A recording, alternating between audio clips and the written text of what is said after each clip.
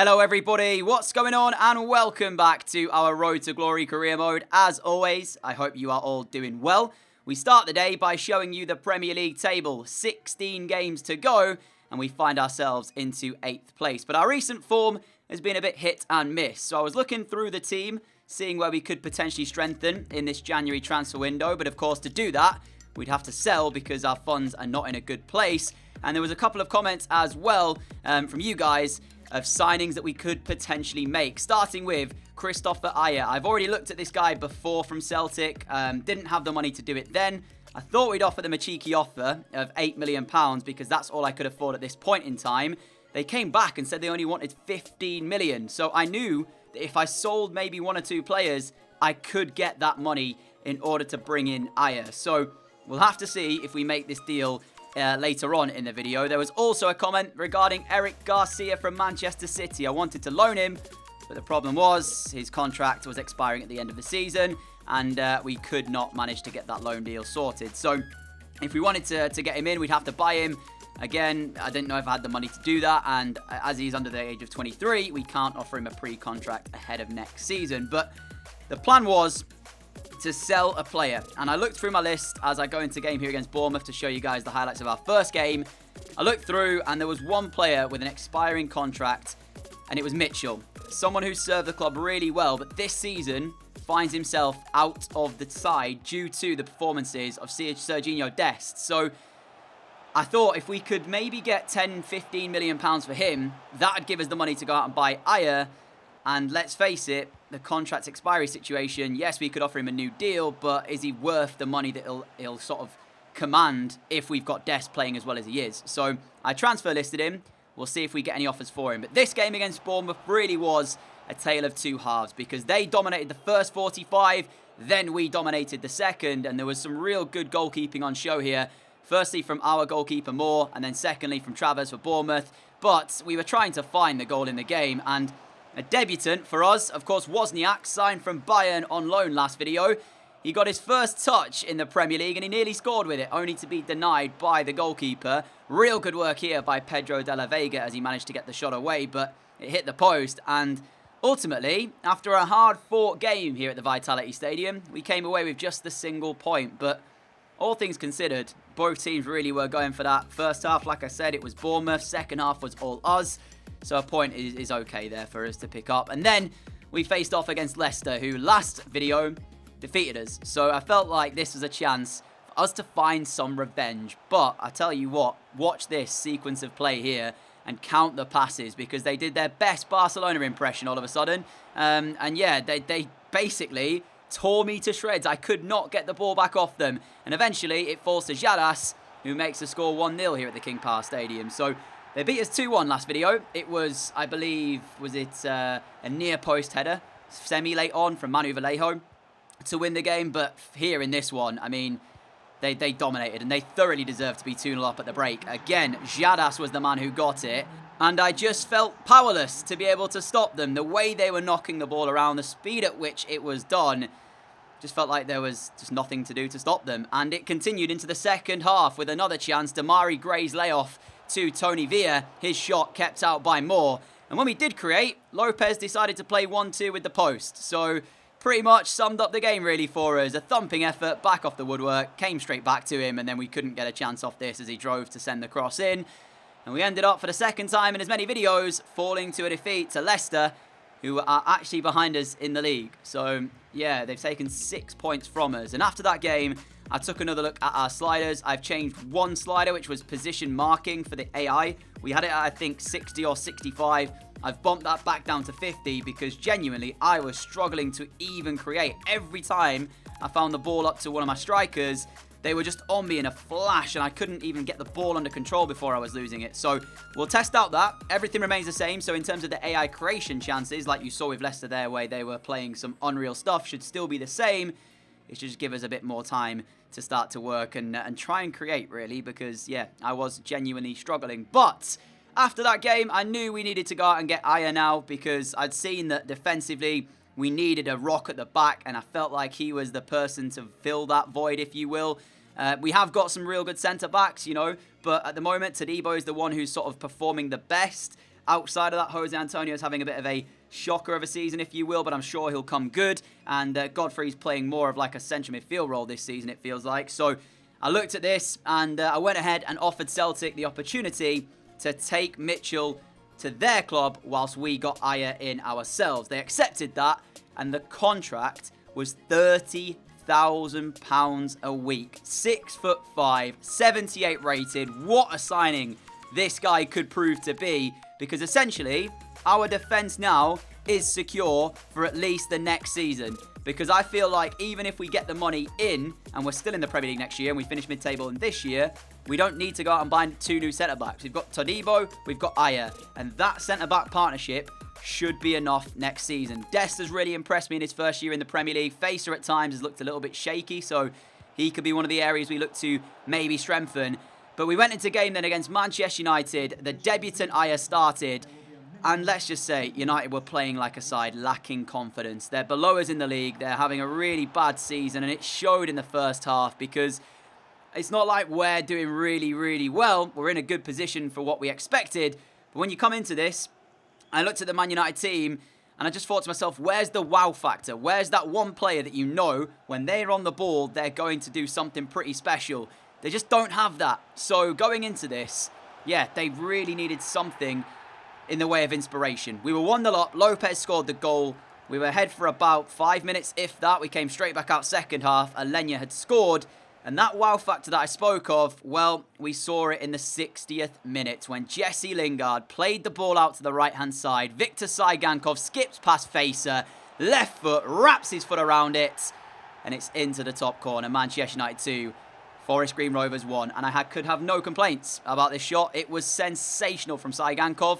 And that is that wow factor that we speak of. There's no chance Moore keeps that out. Defensively, Facer could have done a lot more, but you just have to sit there and applaud the just quality behind the strike from Viktor Saigankov.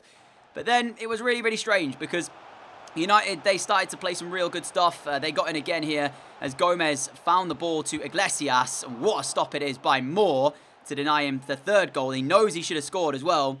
And with the last kick of the game pretty much, I don't even know how I come to explain this, as Wozniak came off the bench, fought for possession, shot came in, off the crossbar.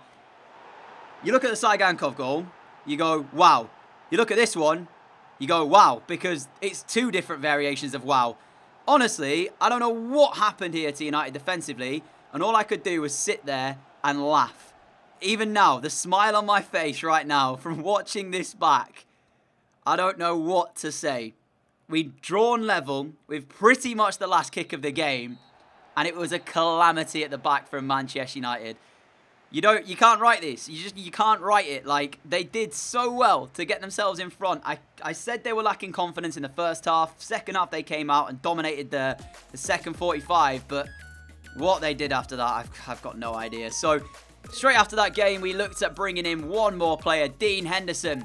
Someone we looked at earlier on in the season as well, has a pre-contract availability for us. So we went ahead and offered him a deal to take him from Manchester United to Forest Green for next season. With Joe Hart leaving the club, it looks like in the summer he's accepted a deal to go elsewhere on a pre-contract himself. I knew we needed someone else, so Dean Henderson is that player that we will bring in as to play, I guess, some competition for more. Those two are the 2 that are going to be fighting it out for the #1 shirt next season. So we'll see how that goes. But for now then, guys, that brings us to our first and only live game of the day. So sit back, relax, and hopefully enjoy as we take on Arsenal. Here we are then for the final game of today. We go with an unchanged side for the visit of Arsenal. We'll check out their starting 11 in just a moment. I'm still smiling over that equalising goal that we got against Manchester United. But Leno starts in goal. It's a back 4. Maitland-Niles, Kimpembe, Saliba. And I didn't see who was left back. I actually wanted to sign Saliba, you might remember. Bukayo Saka, though, starts against us today. So Grimaldo is the left back. They've got Torreira captain in the side. Ruben Neves. It is a very, very good Arsenal team in comparison to what I usually see from them. So for once, I actually kind of fear this Arsenal side. Usually in games against them, I feel pretty confident. But today, I'm not so sure. Solano, 16 goals this season, but the goals have dried up for him recently. So we kind of need him to start finding the net again, really, because he is largely the reason why we were doing so well before. He hasn't scored for a few games, it feels like now. Martinelli looking to attack early doors against them. Cuts it back on the right foot and now finds Lopez, who gets the chance to strike one. And Leno will make the first save of the game. But this is a good start from us. Solano to Lopez. Lopez here has still got some work to do if he wants to craft the chance, which he's done really well. But again, it's Bert Leno with the save. Bukayo Saka holding off the challenge of Lecerda. Now finding Lacazette, who goes for the flick up. There might be a penalty. Nothing given by the referee, but we don't clear our lines the first time. And Aya will now do it on the second time of asking. As Godfrey carries forward. Unfortunately, unable to find Lopez, though. The pressure now coming from Arsenal. Can we withstand it? I made a change as well. Martinelli's gone off and El Ghazi has come on because, again, I forgot to replace him before kickoff against his parent club.